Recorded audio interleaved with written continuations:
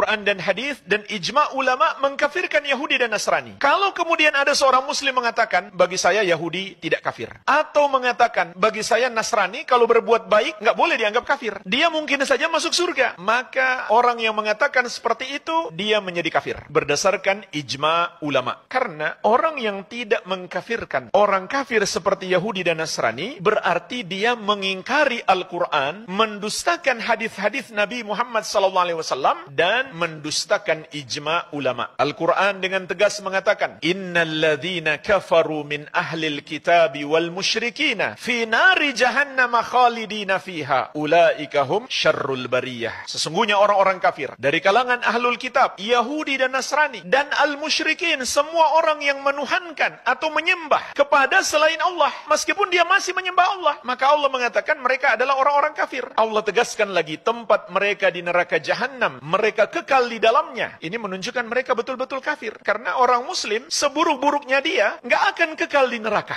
meskipun dia mendapatkan azab karena banyak dosa yang dia lakukan. Kemudian Allah tegaskan lagi, mereka itulah seburuk-buruk makhluk. Makanya jemaah sekalian, suatu keanehan jika seorang muslim memandang orang-orang kafir itu dengan pandangan pemuliaan, sampai nunduk-nunduk di hadapan dia, cium tangan, cium kepala. Itu hal yang sangat aneh. Sementara Allah mengatakan, ulaika hum syarrul bariyah. Mereka itu adalah seburuk-buruk makhluk. Bagaimana bisa orang yang Allah hinakan lalu kita muliakan? Inhum illa kal an'am balhum adallu sabila. Tidaklah orang-orang musyrik itu kecuali seperti hewan, bahkan mereka lebih sesat, lebih bodoh daripada hewan. Wa man adallu mimma yad'u min dunillah. Di ayat yang lain Allah menegaskan, dan siapakah yang lebih sesat, lebih bodoh daripada orang yang menyembah kepada selain Allah. Allah hinakan mereka, tidak pantas kita memuliakan mereka, kecuali kita ingin mengundang murka Allah subhanahu wa ta'ala. Jadi Allah bukan hanya menegaskan mereka kafir, tapi kekal di neraka dan seburuk-buruknya makhluk. Ayat yang lain, laqad kafara alladhina qalu innallaha huwal masihu ibnu Maryam. Sungguh telah kafir orang-orang yang berkata Allah adalah Al-Masih, Isa putra Maryam. Kalau kita mengatakan mereka tidak kafir, berarti kita mendustakan ayat ini. Laqad kafara alladhina qalu innallaha thalithu thalatha. Sungguh telah kafir orang-orang yang berkata Allah adalah satu dari yang tiga. Ini pengkafiran yang sangat jelas, langsung dari kalamullah, ucapan Allah subhanahu wa ta'ala di dalam Al-Quranul Karim. Dalam hadis Rasulullah SAW bersabda, walladhi nafsu Muhammadin biyadih la yasma'u bi ahadun min hadhil ummah yahudiyun wala nasraniyun thumma yamutu walam yu'min billadhi ursiltu bihi illa kana min ashabin nar. Demi Allah yang jiwa Muhammad ada di tangannya, tidaklah seorang pun dari umat ini yang pernah mendengar tentang aku, apakah dia Yahudi atau Nasrani, kemudian dia mati sebelum masuk ke dalam agama yang aku bawa, kecuali dia termasuk penghuni neraka.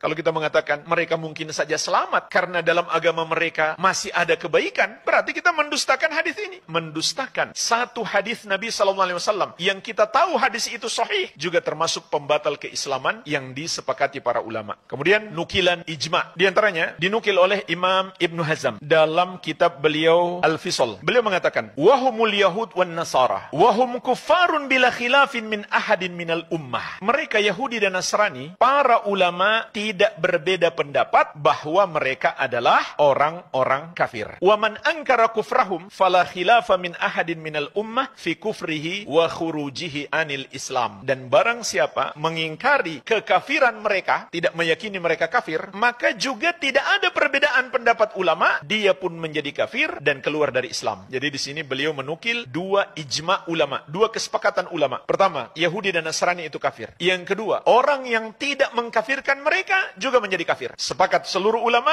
tidak ada perbedaan pendapat. Seringkali saya ingatkan, penting dalam masalah hukum, jika ada ijma' ulama padanya, kita sebutkan. Untuk mengingatkan kita semuanya, di sini nggak menerima perbedaan pendapat. Kalau ulama sudah sepakat, tidak boleh lagi ada perbedaan pendapat.